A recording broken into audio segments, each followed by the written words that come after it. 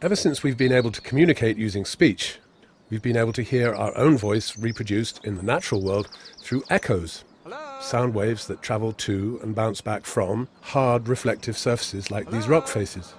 But being able to capture and store these waves is a surprisingly recent invention.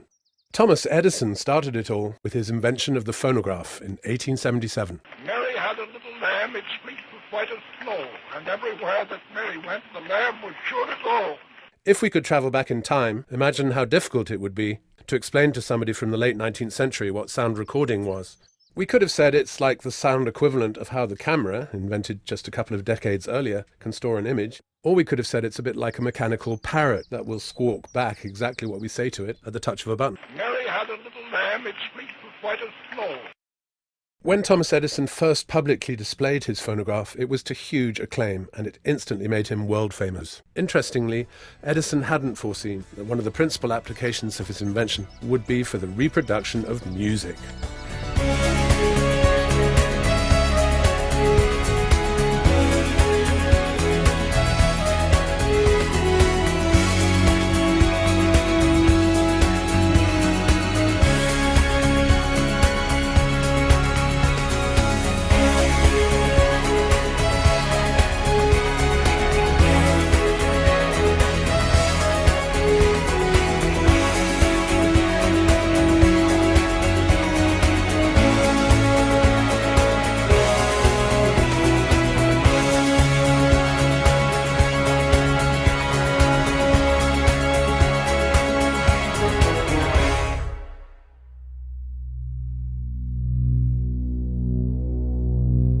If only Thomas Edison could have seen what his creation actually developed into.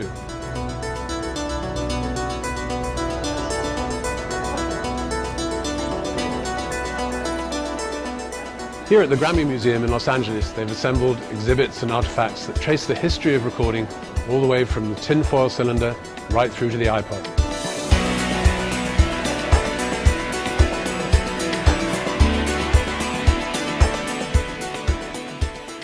The rotating cylinder on the phonograph developed into the flat disc on Emil Berliner's gramophone that was patented in 1887.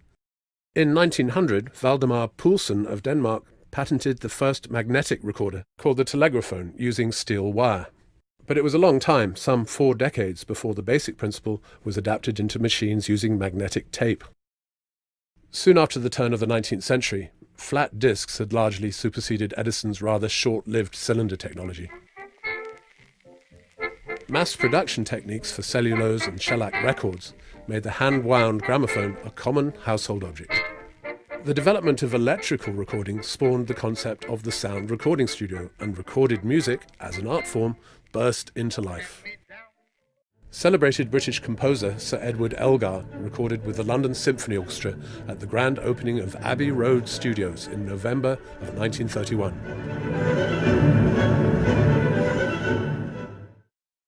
For movies to contain sound, audio was recorded optically by a photographic process onto the edge of 35mm film, adjacent to the picture. Incredibly, the soundtrack for Walt Disney's Fantasia, made in 1939, was recorded stereophonically on 8 such optical tracks. The Ampex company started making magnetic tape recorders in the 1940s. Tape, in countless incarnations and variations, became the standard recording and playback medium from the 1950s through to the turn of the century. The technology of magnetic tape opened up sound recording to a whole new generation of artists, and along with them, a new breed of professional technicians, engineers, and producers. But as the Grammy people will tell you, it's not just the technology, it's what you do with that technology that counts. And one can't really live without the other. The Beatles had a big influence on the way that recording technology developed. When they recorded Please Please Me, the whole album, amazingly, was recorded in a day. And as George Harrison famously quoted, the second album took even longer. In those days, they recorded on 2-track, quarter-inch tape. To make an overdub, or a superimposition, as Abbey Road called it, they would copy one tape to another while adding the new material. The rhythm track, or instruments, would usually be on track 1, and the vocals on track 2. These 2 tracks were then mixed down to mono for the final master. Somewhat hilariously, the 2-track tape was also released as a so-called stereo version, where the backing track was on the left and the vocals were on the right. Right up to Sgt. Pepper, stereo was just an afterthought, but Pepper was a big turning point. 4-track had arrived by then, along with the ability to overdub new material onto the same tape and remain in sync, a previously impossible feat. The complexity of the album involved huge engineering challenges, and Jeff Emerick was the recipient of a well-deserved Grammy for his work as engineer of the album. It's still hard to believe that it was recorded on 4-track. By the time I'd started at Abbey Road, we were recording the Beatles on 8-track. Then came 16-track, the format we used to record Pink Floyd's Dark Side of the Moon. Then 24-track. Will it ever end, we asked. The answer was no, it probably wouldn't, because before long, digital technology came along and allowed us to have an unlimited number of tracks at our disposal.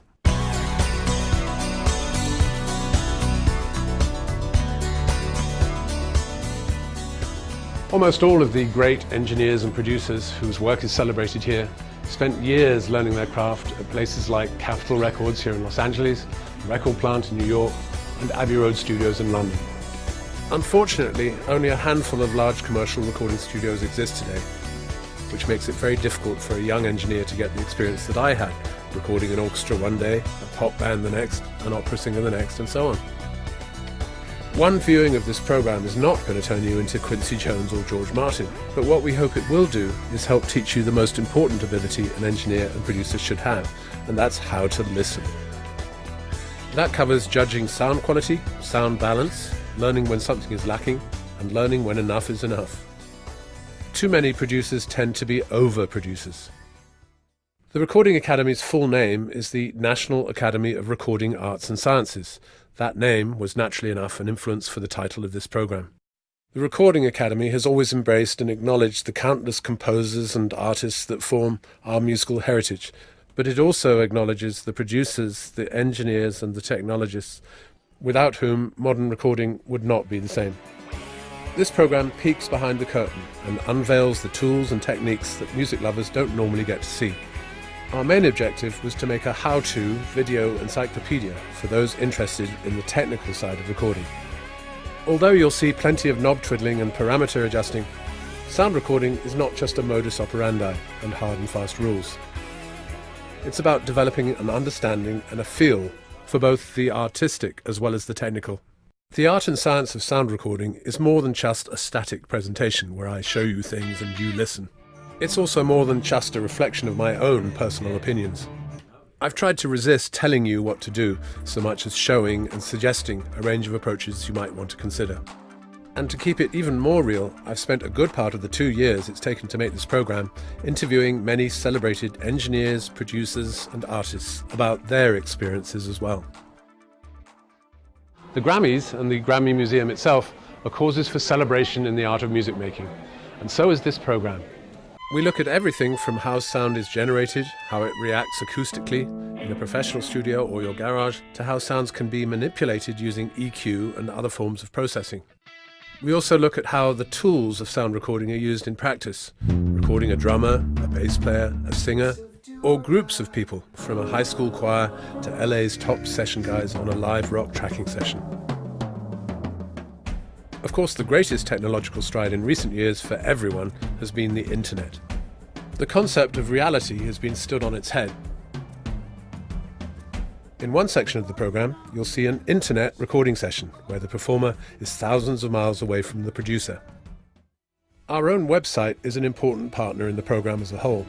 The site contains uncompressed audio demonstrations and examples, and it's also a place where registered viewers can get up-to-date bonus materials, discuss sound recording on the forums, ask me questions in monthly webcasts, and even mix tracks. In a relatively short space of time, we've gone from this to this. All that remains now is to look at the tools, tasks, and techniques of sound recording in detail. Onward!